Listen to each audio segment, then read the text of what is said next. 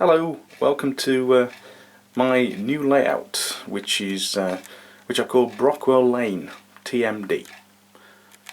I've not done one of these videos before, but I've been very inspired by a couple of good layouts I've seen on YouTube, particularly Everard Junction and Glebe Road Junction.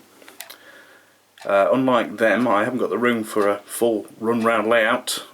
This is just an end-to-end one. It's in a very small bedroom in a flat. I would say the layout's only about the size of a single bed, probably about 7 foot long. It's based in the 1990s. I do a lot of detailing to locomotives from that era, Hornby, Elgin, Bachman. I've recently got rid of my O-gauge layout, which was here, which you can also see on YouTube, mainly because the engines were very expensive and I could only afford, I don't know, 4 or 5 I think I had in the end. So I sold those recently, got quite a bit of money for them, and invested it back in double O-gauge. A lot more for your money. In fact,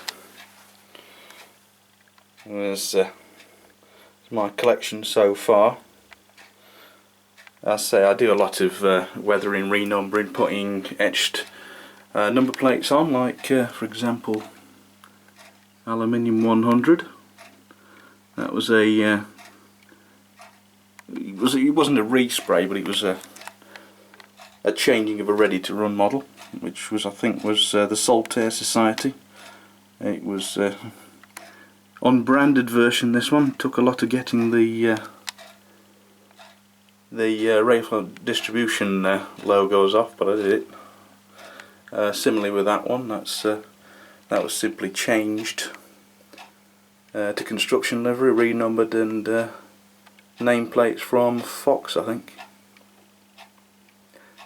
The track here is Pico Code 75, I think it is, the finer scale version.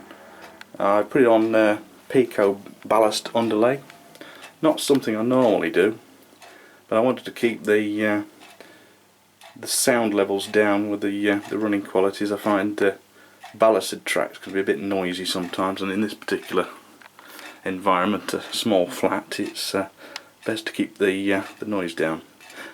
And for that reason, I also haven't got sound fitted locos, but that's okay.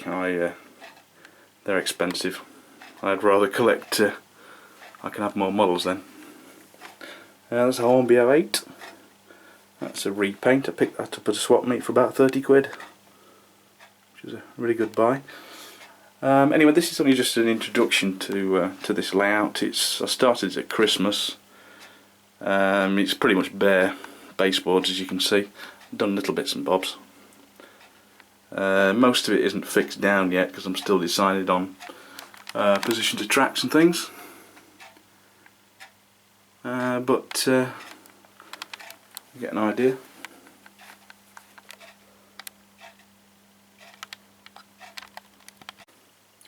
One thing I've done, which I've never done before really, is fit LEDs and lights to buildings. I got this fire engine from a model show a couple of weeks ago. It's a modified Oxford die cast. I forget the company that's done this, but they've fitted these lights in and I think they look brilliant. Also, these are Scenecraft blocks of flats. You put strips of LEDs in. Look quite nice. Let's just turn the light off. There we go. A couple of the buildings got them in. This is actually wired up to second knob on a DC controller, so I can vary the strength of them, which I think is quite nice.